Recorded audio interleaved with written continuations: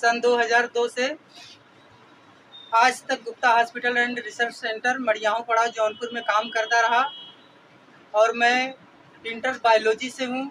इसके बाद स्नातक हूँ, फिर हिंदी से एमए किया हूँ। कोई रोज़गार न मिलने की वजह से मैं शहर में आया जूता चप्पल की दुकान पे काम ढूंढने, और मैं गुप्ता हॉस्पिटल में वार्ड बॉय के पद पर काम करते करते आज मुझे 22 साल हो गया। और आज सरकार जो चेक इन कर रही है, रमेश मिश्रा जो उठाए हैं, चाहे वो डिप्टी सीएम उठाए हो, चाहे वो सीएम उठाए हो, मैं उनसे पूछना चाहता हूं कि उनकी सरकार में जो शिक्षा मंत्री बैठा है उसकी योग्यता क्या है।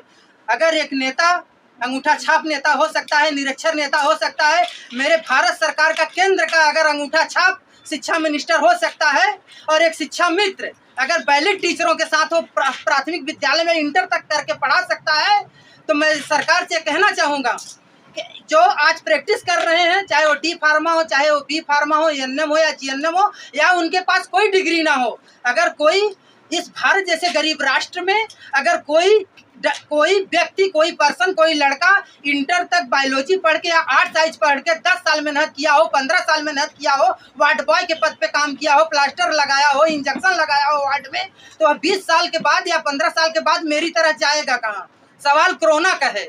मैं पूछता हूँ कि कोरोना में सारे जो है वैलिड डॉक्टर एमबीबीएस एमडी भाग गए, चाहे वो सरकारी डॉक्टर्स रहे हों, चाहे वो प्राइवेट रहे हों, और नदियों में लाश फेंकने के लिए जगह नहीं मिली।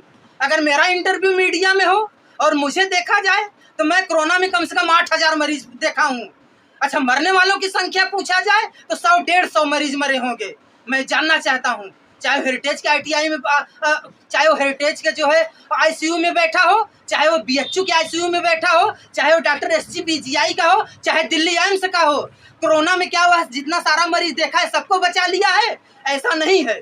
अगर वह इंजेक्शन डोपामिन लगाया, मेफेंटिन लगाया, एट्रोपिन लगाया, टाक्सोलिन लगाया, मेथाइल प्रेडनिसोलोन इंजेक्शन लगाया, मेथाइल प्रेडनिसोलोन टैबलेट चलाया 8 mg 16 mg, डॉक्सीपाल 1 LDR, और इसके बाद जो है कि मोनोसेप सीबी, एजिथ्रोमाइसिन, कोरेक्सिटी सिरप जैसी तमाम मेडिसिन है, इमरजेंसी की मेडिसिन हम लोग 20 सालों में हम लोग भी जाने।